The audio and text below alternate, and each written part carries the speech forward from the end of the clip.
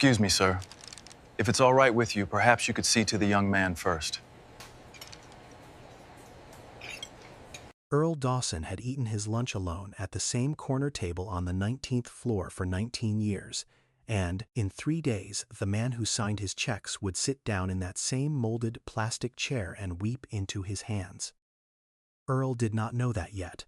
He knew only that it was 11:52, that the cafeteria smelled like burnt coffee and floor wax, and that the dented tin lunchbox in front of him held 2 sandwiches when a man his size needed one. The box was 41 years old.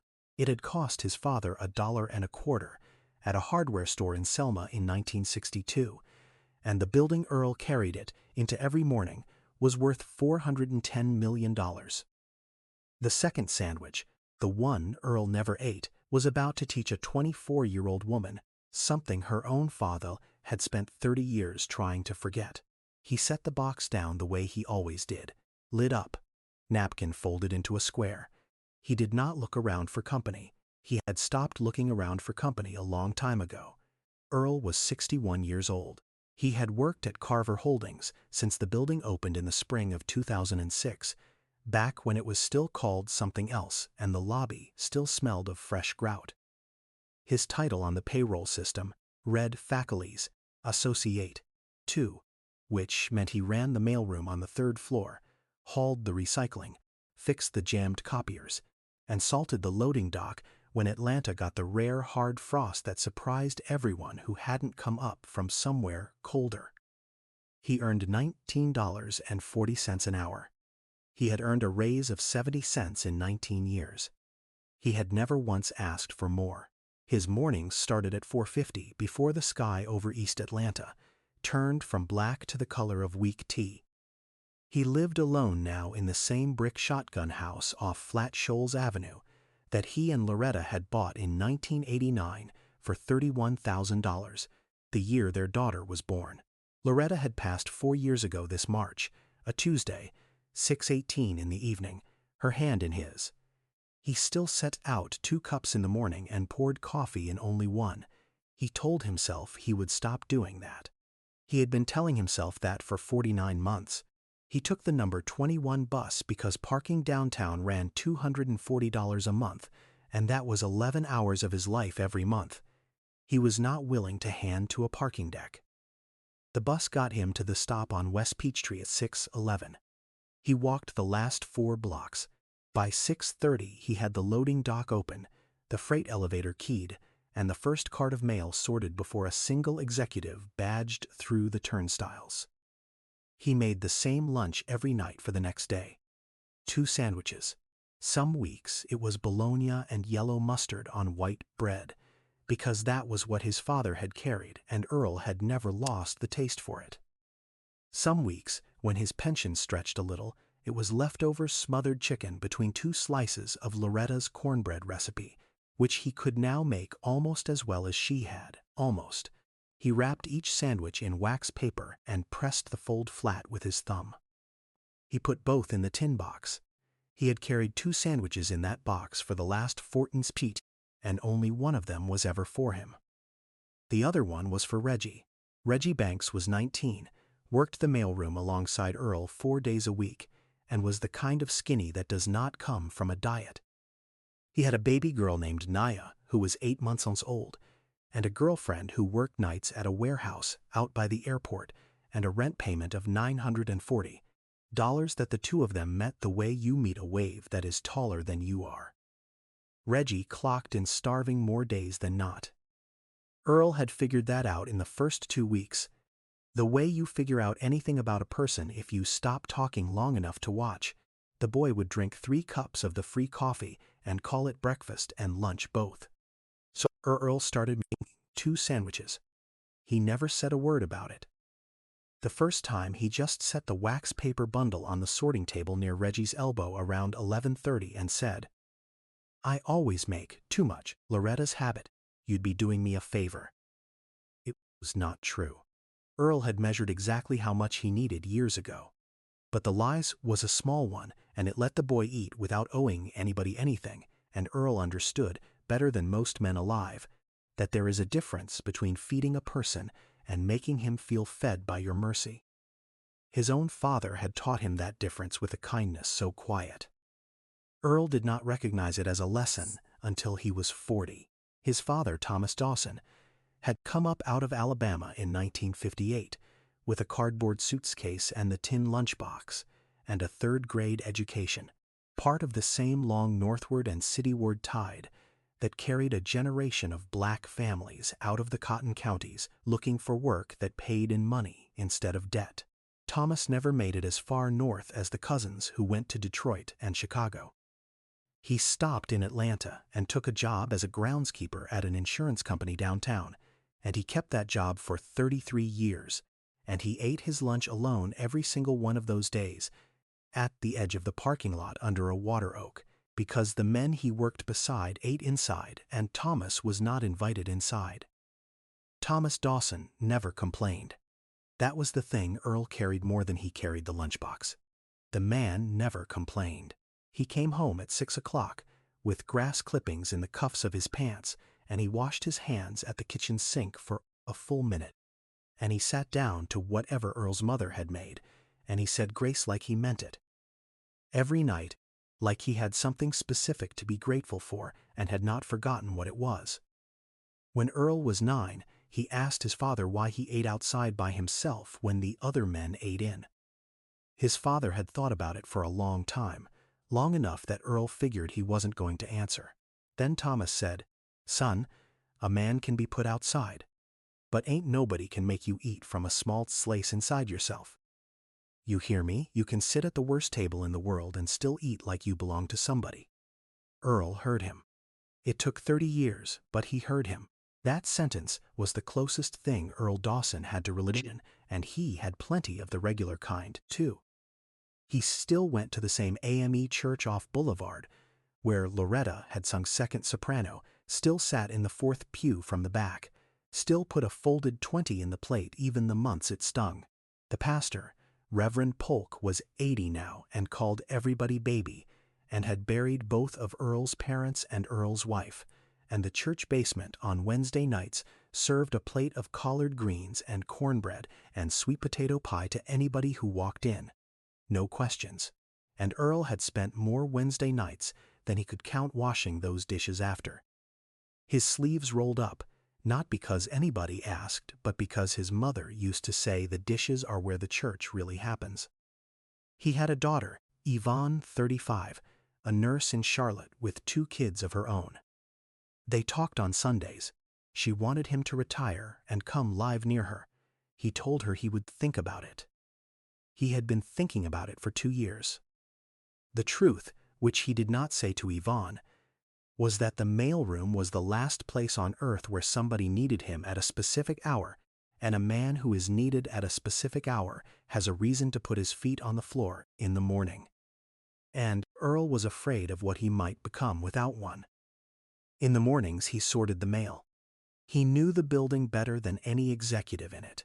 He knew that the 7th floor break room ice machine leaked, that the woman in accounting on 12 was going through a divorce because her packages had started coming to the office instead of home, that the new hires always badged the wrong turnstile their first week, and you had to be gentle about it. He knew which security guard liked his coffee and which one was studying for a real estate license at night, and Earl quizzed him on the practice questions while they both stood in the cold of the loading dock at 6:15. His name was Marcus. Earl never forgot a name. Names were free, his father used to say, and that was exactly why you should never act like they cost you something to remember. The executives did not know Earl's name, most of them. They knew the mailroom the way you know the place a service comes from. A cart would appear at a glass door, pushed by a man in a gray uniform shirt, with thousands stitched in red thread over the pocket. And the cart would be there, and then it would not be there. And that was the entirety of what the 19th floor understood about Earl Dawson.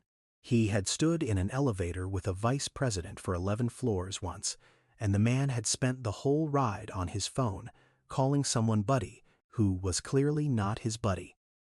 And when the doors opened, the man stepped out, without ever once registering that Another human being had been standing 18 inches from his shoulder. Earl had not minded. He had thought about his father under the water oak. He had thought, you can sit at the worst table in the world. He took his own lunch at 11:52 because that was the slow gap between the 11:30 rush and the noon rush, and the corner table by the window on the 19th floor cafeteria was empty then. And from it you could see all the way down Peachtree to where the city went soft and gray at the edges. He was not supposed to eat on the 19th floor. Facility staff had a break room in the basement, windowless, with a microwave that smelled like every meal anyone had ever heated in it. But 14 years ago, a kind woman in HR named Delphine, long since retired, had told Earl that nobody had ever actually written that rule down, and that as long as he was quiet and clean about it, he was welcome to the view. So Earl ate his lunch in the sky. He figured it was the closest a groundskeeper's son was ever going to get to eating inside, and he intended to enjoy it. He brought the second sandwich up with him on the days Reggie was off. On those days he did not eat it either. He carried it back down at 12:30 and left it, wrapped, in the small refrigerator in the security office with a sticky note that said, "For do you a show ever?" And it was always gone by the end of the shift, and Earl never asked who. Marcus the guard told him once that the night cleaning crew fought over it.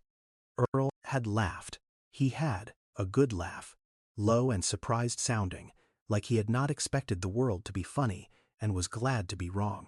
This is the part of the story where a man's whole life can be summed up in the things he does when nobody is keeping score, and Earl Dawson's life summed up like this. He made 2 sandwiches, he remembered names, he washed the dishes after, and he ate at the worst table he could find and acted like he belonged to somebody. He did belong to somebody.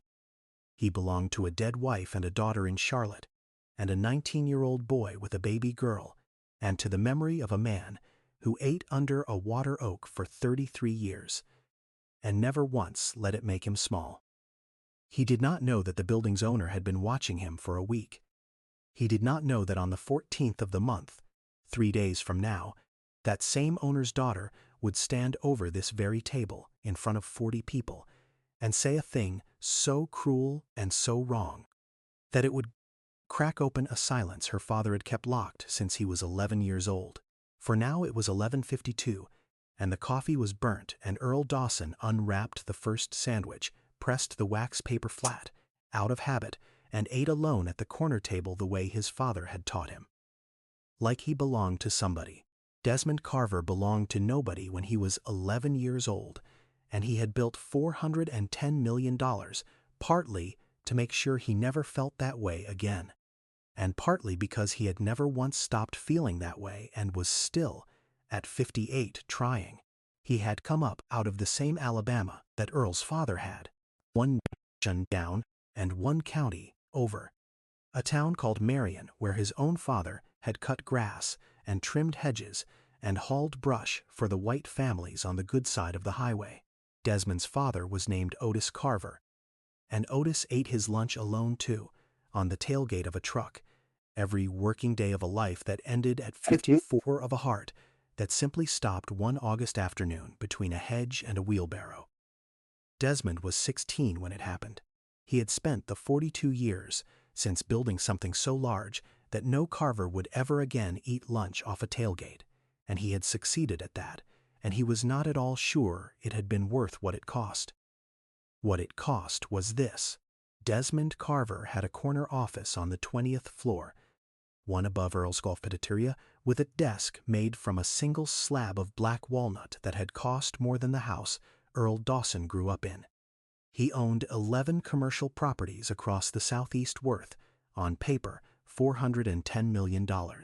He had been on the cover of a regional business magazine 3 times. He had a wife, Cheryl, whom he loved and rarely saw, and a daughter, Camille, 24, whom he loved and did not understand, and a son, Desmond Jr., who had moved to Los Angeles to do something with money that Desmond did not respect and would not say so. And he had a fear, the specific fear of every man who has clawed up out of a hard place, which is that his children would never know what the bottom felt like, and would therefore mistake the top for something they had earned. He looked at Camille sometimes and saw a young woman who had never once been hungry, never once been invisible, never once eaten alone because nobody would have her, and instead of relief he felt a low and shameful of dread.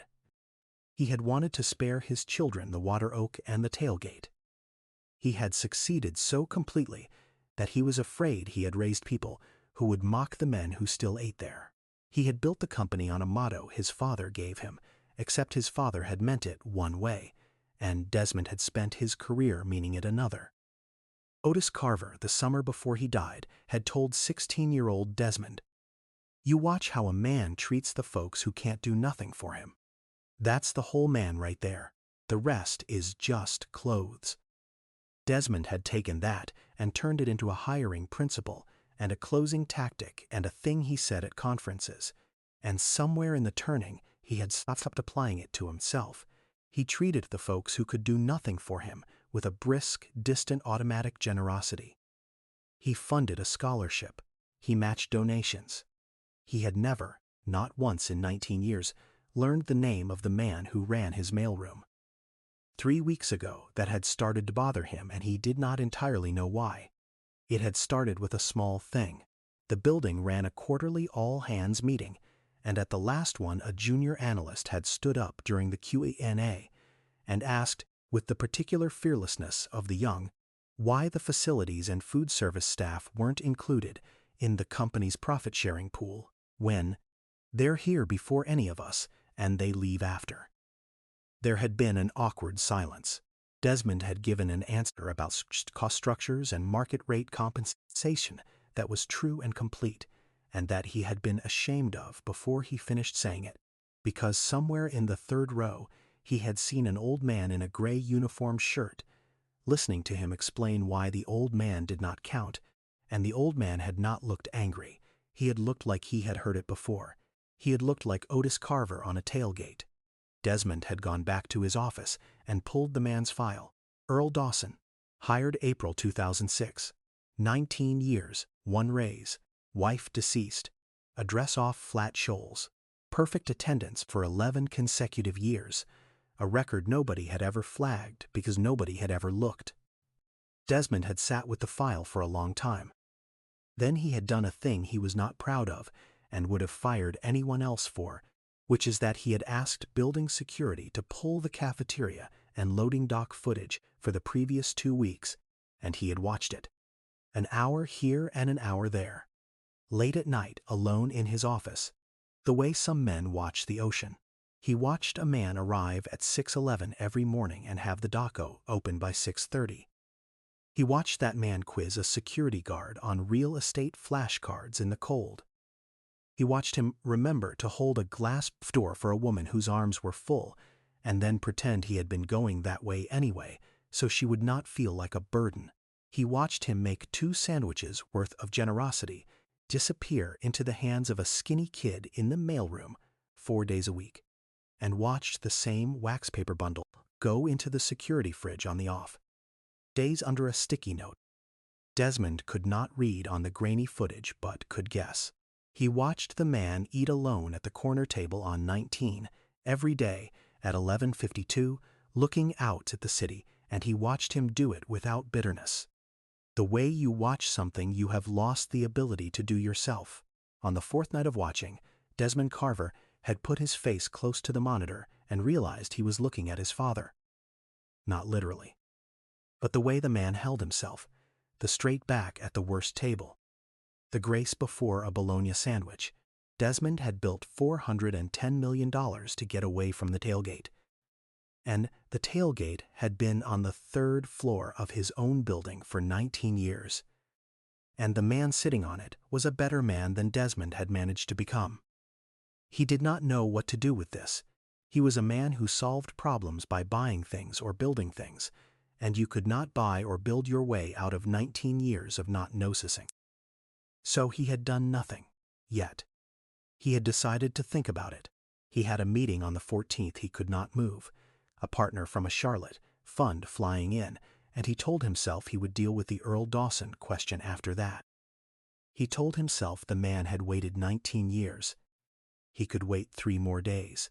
He was wrong about that, and the thing that proved him wrong was his own daughter. Camille Carver had started at Carver Holdings 6 weeks ago in the marketing department on what the org chart called an executive development track and what everyone else called being the boss's daughter. She was not a cruel person. This is important because the thing she was about to do was cruel. And the distance between those two facts is the whole sad center of how a person can grow up so far from the bottom that they cannot see the people standing on it. Camille had a business degree from a good school and a 1-bedroom apartment in Midtown that her father paid for, and a belief, never examined because it had never had to be, that the sorted people accurately. That the people at the good tables were at the good tables for a reason. That the people who ate alone, ate alone because something about them invited it. She had said as much once at a dinner when her father mentioned a colleague who had no friends in the firm. "People sit alone because nobody wants them around, Daddy," Camille had said, reaching for the salt. "It's usually not a mystery." Desmond had looked at his daughter across a table that cost $8,000 and had not known what to say, because the boy he used to be had eaten alone for years, and it had been a mystery to no one and a kindness from no one, and his daughter had just explained that boy out of existence in a single sentence while reaching for the salt. He should have said something then. He did not. That silence was 3 years old now, and it was about to come due. The 14th of the month was a Thursday. It had rained that morning, the warm gray Atlanta rain that does not cool anything, and Earl had salted nothing and mopped the lobby twice and carried his tin box up to 19 at 11:52, as he had 10,000 times before. Reggie was working, so the second sandwich was already gone, eaten gratefully off the sorting table at 11:30. And Earl had only the one for himself, the bologna and yellow mustard, his father's lunch, and he sat at the corner table and unwrapped it and looked out at the rain coming down on the city. His own father had helped keep green for 33 years. He did not see Camille Carver come in, with the 4 other young marketing associates, laughing about something on a phone. He did not notice them get their salads and their sparkling waters and cast around for a table. He was watching the rain. He noticed when they stopped near his table, because the laughing changed. He had heard that change before. He had heard it under a water oak in a story his father told once and only once. Laughter that turns a corner and finds a target. "Oh my God," one of the associates said, low. "Is he allowed up here?" Camille looked at the old man in the gray uniform shirt eating a sandwich out of a metal lunchbox that belonged in a museum. Alone at the best table in the room, the table by the window, the table she had wanted. Something in her, some small, ungenerous thing that had never been corrected because it had never cost her anything, decided to be funny. She was 24. She wanted the 4 people with her to think she was sharp. She did not think of the old man as a person who could be hurt. She thought of him as scenery. "It's so sad," Camille said, not quietly enough, in the carrying voice of someone who has never had to whisper to survive. "Like, who eats alone every single day? Out of a lunchbox at his age?" She laughed, and it was not even a mean laugh. That was the worst of it. It was a light social laugh, the laugh you use to make other people comfortable being unkind. Imagine being like 60 and you've got nobody. You'd think someone would tell him there's a sad old man section. A couple of the associates laughed.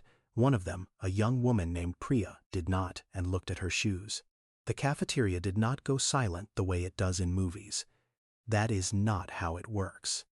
40 people kept talking and forks kept moving, and only the 8 or 9 closest tables heard it.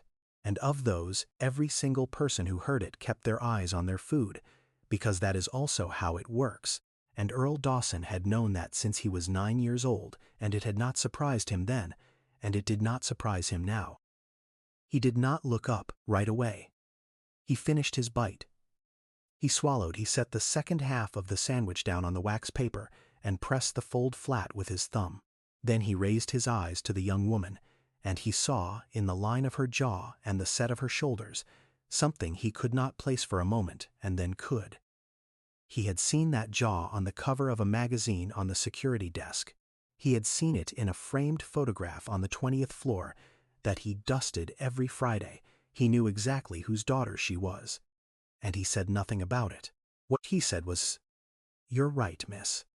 It is a quiet way to take a meal." His voice was even and warm and carried no wound in it at all, which somehow made the whole table go still in a way the rudeness had not. But I find a man can eat just fine by himself, long as he doesn't eat from a small place inside. My daddy taught me that. He folded the wax paper closed over the rest of his lunch. He stood up, slow, his knees not what they were. He picked up the 41-year-old tin box. "Y'all enjoy the window. Best table in the building." And he walked out, his back straight, the way his father had walked away from the door of every room he was not invited into. And he did not eat the rest of that sandwich, and he did not tell a single living soul what had happened. Camille's face had done something complicated while he spoke, some first faint dawning that she had stepped on something that was not scenery. But she was 24 and proud and surrounded by people she wanted to impress. And so she rolled her eyes when he was gone and said, "Okay, that was weird." And the table laughed again, smaller this time, and the moment closed over like water. There was a camera in the corner of the cafeteria ceiling, behind a smoked glass dome that none of them looked at. It had been recording at 30 frames a second the entire time. It had no microphone, but it did not need one. The whole of it was in the picture. The laughing girl, the silent old man, the straight back, the metal box, the folded wax paper, the empty chair. The footage would sit on a server on the second floor for 14 days before it was set to overwrite itself. It would not get the chance. In about 6 hours, a 58-year-old man who had been quietly watching his own mailroom for 3 weeks was going to sit down at his black walnut desk, pull up the cafeteria feed out of a habit he had not yet broken, and watch his daughter become the people who had laughed at his father under a water oak. Earl carried the box back down to 3. He did not go to the basement break room. He went to the mailroom, set stucks on the sorting table, and stood for a moment with his hand flat on the lid. The way you steady yourself on something solid. Reggie was running labels at the machine and looked up. "You good, Mr. Dawson?" 11 seconds. Earl stood perfectly still for 11 seconds, his hand on the box his father carried out of Alabama, and then he did what he had done every day of his life when the world reminded him where it thought he belonged. He let it go. He took his hand off the box. "I'm good, son," he said. "Always am." "You eat enough today?" "Yes, sir. Don't thank me." "I made too much, that's all." The old lie, smooth as a river stone. Run those labels and let's get the second floor cart up before 2. And that was that, as far as Earl was concerned. He had been put outside before. He knew how to eat anyway. He did not see Desmond Carver until almost 8 that night, and Desmond did not yet know what his daughter had done. The two men met the way they had met maybe a dozen times in 19 years, which is to say by accident, in the freight elevator after the floors had emptied out. Earl was taking down the last of the recycling. Desmond had stayed late, the way he stayed late most nights, because the office was the only place his particular loneliness made sense. He got in on 20. He saw the old man in the corner of the elevator with a cart of flattened boxes, and for once, for the first time in 19 years, Desmond Carver did not look at his phone. "Long day," Desmond said. "They mostly are," Earl said. "That's how you know you're getting paid." He said it without edge, a small joke between two tired men, and Desmond surprised himself by laughing. They rode down 2 floors in a silence that was, somehow, not uncomfortable. And then Desmond Carver did a thing he could not afterward fully explain, except that he had been watching this man on a monitor for a week, and had decided, somewhere in the watching, that this was a man you could say a true thing to. Maybe because Earl did not know him. Maybe because Earl did. Either way, in the gap between the 14th and the 12th floor, the owner of the building turned to the man who ran the mailroom and said, "Can I tell you something I haven't told anybody?" Earl looked at him. He had heard that sentence before too, in the church basement, over dishwater, from people who needed to set something down and had decided he was a safe place to set it. He knew his job in that moment was not to fix anything, it was to be there. "I got 2 floors of listening in me," Earl said. "Maybe 3, if you're slow about it." So Desmond told him. He told him about Otis Carver and the tailgate and the water oak that wasn't his, but was just like it, about the heart that stopped between the hedge and the wheelbarrow when Desmond was 16, about the $410 million he had built to get away from a thing he had never gotten away from. He did not say it neatly. He said it the way men say it, sideways, in fragments, looking at the elevator floor. He said, "My daddy ate alone every day of his working life, and I built all this so my kids would never have to, and I think." He stopped. The elevator passed the 12th floor. "I think I might have raised them to be the ones doing the laughing." He did not know that his daughter had laughed that very afternoon, 6 floors above this elevator, at a man holding a tailgate in a metal box. He did not know that the man he was confessing to was the one she had laughed at. He only knew that he had carried this for 42 years, and that the old man with the recycling cart was not going to flinch or fix it or tell him it was fine. Earl did not interrupt. Earl just listened. The elevator reached the ground floor, and the doors opened on the empty lobby, and neither man moved for a moment. Then Earl said, quiet, the only thing he had to give, "Mr. Carver, your daddy ate alone, but I'd bet my last dollar he didn't eat from a small place inside himself. Men like that don't, and a man who comes up under one of those? He's got more of his daddy in him than he's scared he does." Desmond Carver stood in the open elevator and could not speak. Earl pushed his cart out into the lobby. "Get on home now," he said over his shoulder, gentle. "Building? You'll still be here tomorrow. It always is."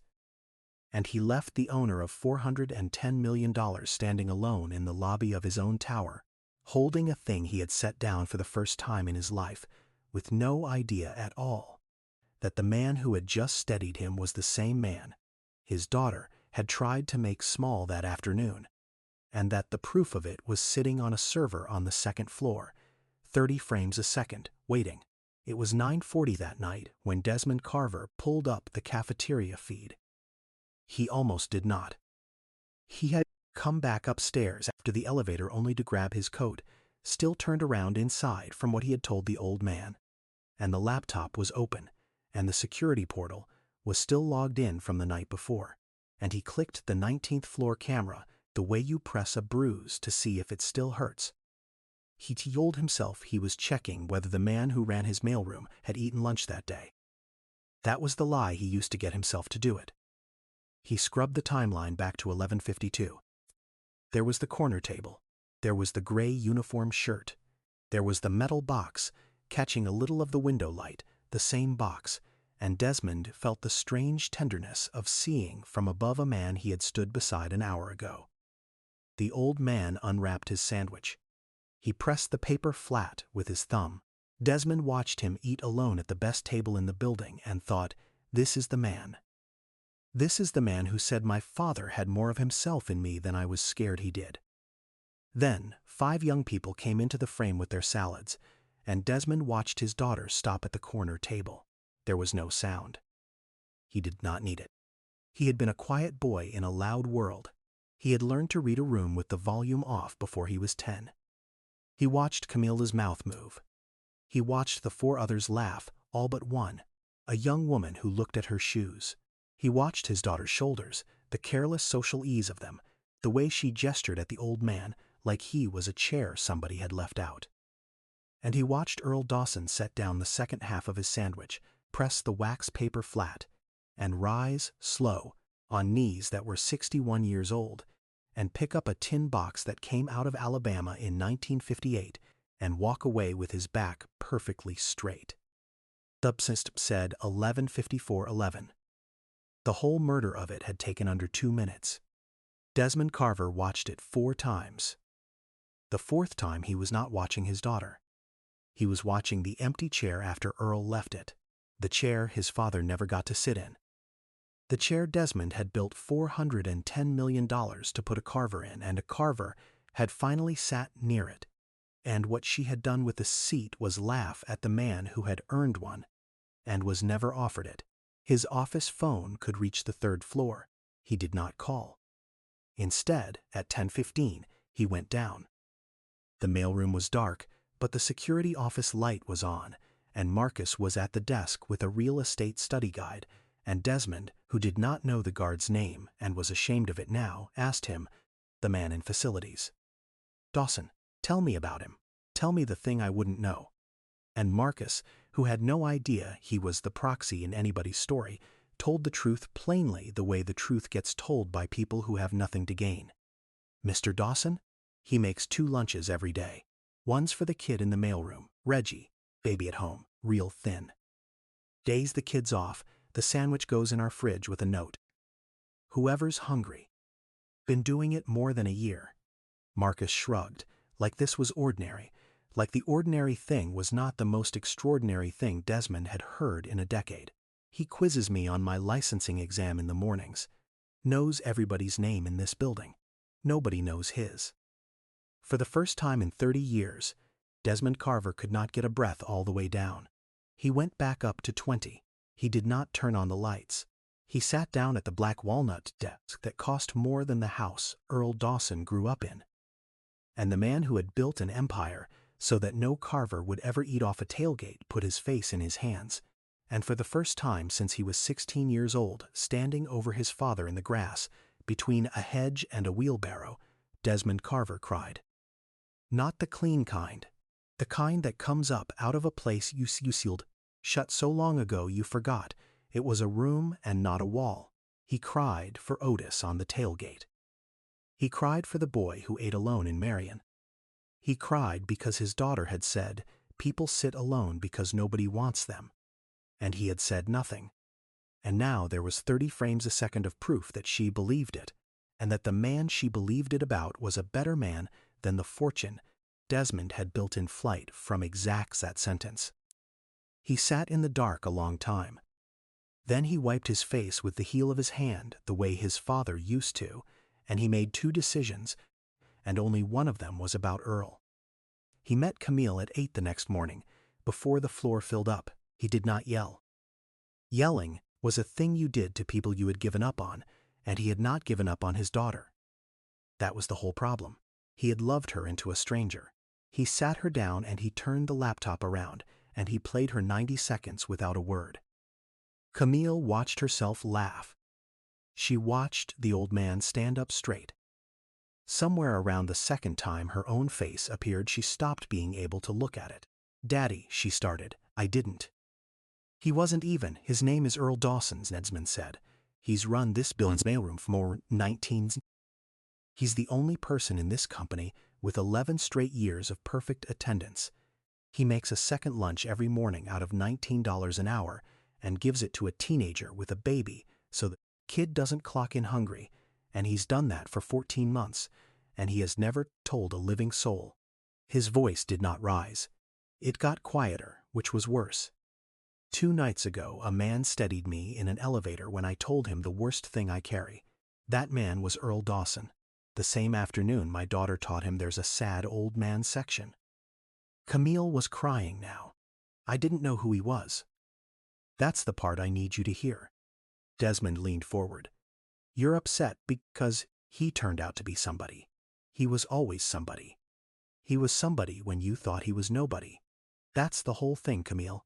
That's the only thing your grandfather ever asked me to remember, and I forgot it building all this for you." He closed the laptop. "Your granddad ate his lunch alone on a truck tailgate for 30 years, and a girl like the one in that video would have laughed at him too. I never told you that. That's on me." He did not fire her. He did something harder. He told her she would spend the next 90 days, before she touched the marketing job again, working the 3rd floor. Loading dock at 6 a.m. mailroom carts, salting the dock if it froze. Under Earl Dawson, if Earl would have her, learning the building from the bottom the way her grandfather had learned every lawn in Marion. Not as punishment, said, as tuition. You owe a debt you didn't know you were taking on. You're going to pay it the only way that's real, which is with your own hands, to the man you owe it to. Earl, for his part, did not want any of it. Desmond came to the mailroom himself at 11:30 the next day, when Reggie was eating the second sandwich off the sorting table, and he watched that happen with his own eyes before he said a word. Then he told Earl, plainly, what he had seen on the camera and what he intended to do, and he watched the old man's face close like a door. "Mr. Carver," Earl said, "I've been put outside a lot of rooms in my life. I don't need the man who owns the building coming down to make it right. For me. That girl's young. She'll learn it or she won't. Either way, it isn't a thing I need bought back." "It's not for you," Desmond said, "or it's not only for you." And here he did the thing that made Earl finally set down the cart. "I want to put facilities and food service into the profit-sharing pool. All of them. 41 people. It should have been done 19 years ago. A kid stood up at an all-hands and asked me why you weren't in it, and I gave him an answer I was ashamed of. You've been carrying this building since before my daughter could drive. I'm not offering you a gift, Earl. I'm offering you back pay on a debt the company owed and never paid." Earl was quiet for 11 seconds. He stood perfectly still, his hand flat on the lid of the tin box, the way he steadied himself on solid things. "And the boy?" he said finally. "Reggie. What about him? You want to do right by me, you do right by him. Full-time. Benefits. That baby needs a doctor she can count on, not a fridge with a sandwich in it." Earl's voice did not shake. "I don't take what I haven't earned, Mr. Carver, but that boy's been earning since he was old enough to be scared. Start with him." So that is how it went in the end, which is to say not the way the movies do it. There was no check thrown on a table. There was a meeting with HR and a profit-sharing amendment dated to the 1st of the next month. 41 names added to a list, including Dowson, Earl and Banks, Reginald, and a raise that brought Earl from $19.40 to a number that, after 19 years, did not feel like charity because it wasn't. There was Reggie Banks made full-time with health insurance, and an 8-month-old named Nia, who got a pediatrician on the 14th of the following month, a Thursday. The same date her father's whole life had quietly turned without his ever knowing the camera was on, and there was Camille at 6 a.m., in a gray uniform shirt, learning to key the freight elevator from an old man who taught her the same way his father had taught him, which is to say, without ever once making her feel small for not knowing. She was clumsy and proud and angry the first week, and embarrassed the second. And somewhere in the third week, Earl caught her holding a glass door for a woman whose arms were full, and then pretending she'd been going that way anyway, and he did not say anything, because the best lessons are the ones a person thinks they came to on their own. On her last morning on 3, Camille asked Earl why he still made 2 sandwiches now that Reggie had a real salary and could buy his own lunch. Earl thought about it the way his father used to think before he answered, long enough that she figured he wasn't going to. Then he said, "Because there's always a next person. Reggie's all right now, thank the Lord. But somebody's going to clock in hungry next month, next year." The sandwich was never really about Reggie. He pressed a fold of wax paper flat with his thumb. "It's about keeping a door open that somebody once kept open for you. You keep it open, you don't get to choose who walks through. That's the whole deal."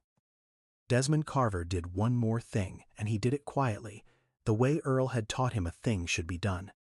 He set up a fund inside the company, and against Earl's mild objection he named it, not after Earl, but after a groundskeeper from Marion, Alabama, who ate his lunch on a tailgate for 33 years and never once let it make him small. The Otis Carver Fund covered emergency rent, childcare, and medical bills for the building's hourly staff, no application longer than 1 page, decided in a week, no questions about how you got into the hole. In its first year, it kept 9 families in their apartments and paid for 1 surgery and bought a great many groceries. And the only rule Desmond wrote into it, the one rule, was that anyone the fund ever helped would be told a single sentence about the man it was named for. He ate alone, and he ate like he belonged to somebody, and so do you. The tin lunchbox sits on a shelf in Earl Dawson's mailroom now, the one his father carried out of Selma in 1958. Earl doesn't eat from it much anymore. The company cafeteria is free to facilities staff these days. Another quiet line Desmond changed and never announced. But Earl keeps the box where Reggie can see it, and where Camille saw it every morning for 90 days, and where every so often a new hire asks what the two filed-down initials on the handle mean. TD, they read. Thomas Dawson, a man who was put outside 1,000 rooms and never once ate from a small place inside himself, and who taught his son to do the same, and whose son fed a hungry boy for 14 months out of $19 an hour, and whose quiet, unwitnessed kindness reached up 19 floors, and cracked open a sealed room in a rich man's chest, and changed, in the end, the way an entire building treated the people who held it up. You walk past them every day. The ones at the worst tables. The ones eating alone. You have been taught, the way Camille was taught, that they sit alone because nobody wants them there. Maybe some do. But maybe the one you walked past this week is making two of something. Maybe the quietest person in your building is the one holding the door open for whoever comes next, asking nothing, telling no one, eating like they belong to somebody. Here is the question I want you to sit with, the one that split the room when I told this story. Camille only changed because a camera caught her. If no one had been watching, she'd have gone on believing what she believed about people who eat alone. So which is the truer test of a person?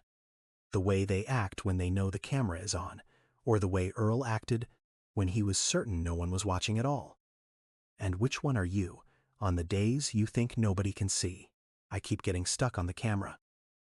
Everyone wants the camera to be the hero of this one. I'm not sure it is.